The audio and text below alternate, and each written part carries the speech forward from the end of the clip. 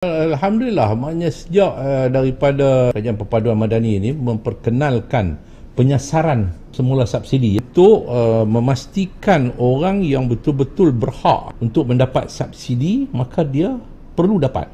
Dan orang yang perlu membayar, maka dia kena bayar lah. Dan semua pun hak subsidi pun kena bayar. Cuma perbezaan harga yang sebahagian itu ditanggung oleh pihak kerajaan. Jadi ini satu benda yang melegakan. Memang kalau mula-mula dulu saya ingat bila Menteri KPKM mengumumkan, Datuk Seri Mat Tembung mengumumkan nak tarik subsidi ayam kan, nak habis, nak tamatkan subsidi ayam tu, semua pakat kalut. Oh, ni apa akan jadi, ayam makan mahal dan sebagainya.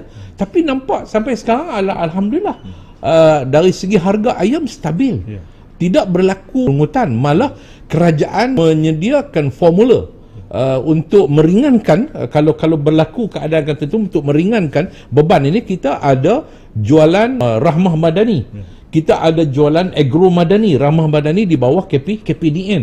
Saya besok pun saya ada di dalam Parlimen Pokok Sena di Lengkuas, jualan Madani, dan baru-baru ini di Derza ayam sekok RM13. Maknanya bagi saya murah lah. Maknanya kerajaan menyediakan formula untuk orang-orang yang asnaf, orang B40 ni, malah hak yang tak B40 pun dia mari ambil ruang dan peluang yang diberikan oleh kerajaan tanpa ada had jumlah yang mereka boleh mendapat harga yang itu kan yang telah pun ditetapkan oleh kerajaan. Maknanya tak timbul masalah. Tanpa jualan Rahmah Madani, tanpa jualan Agro Madani pun, yang dijual di pasar-pasar pun, saya lihat bahawa harga tidak ada permasalahan. Kecuali mungkin ada kes terpencil peniaga yang mengambil kesempatan. Saya akuilah ada. Ramadan baru-baru ni pun menjelang hari raya pun ada. Saya berjumpa dan saya tegur. Saya kata jangan ambil kesempatan kerana harga ayam tidak sebegitu rupa.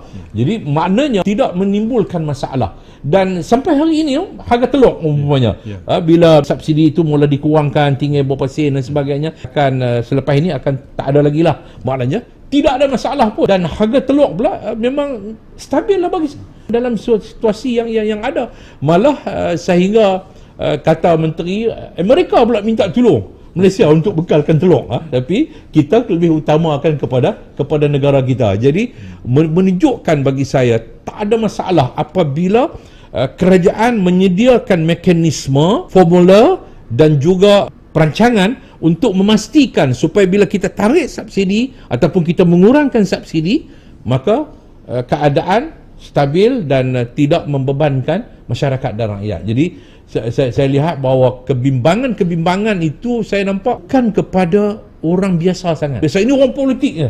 Macam beras tempatan lah itulah. Orang politik yang duk bising. Orang politik dia hanya fikir untuk kepentingan politiknya.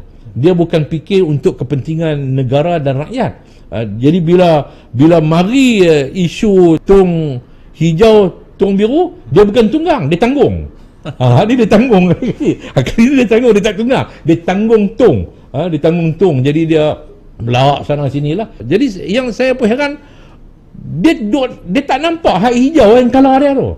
Kalau parti dia tu, dia duk nampak hak ungu juga. Jadi saya pun heran duk nampak hak biji remia. Sebab hak biji remia tu bukan ada kena mengena dengan orang biasa, bukan kena mengena dengan pengguna-pengguna di rumah, bukan kena mengena dengan orang yang makcik kiah yang jual goreng pisang, yang jual karipap dan sebagainya, yang jual ayam dan sebagainya. Tak ada masalah kepada mereka.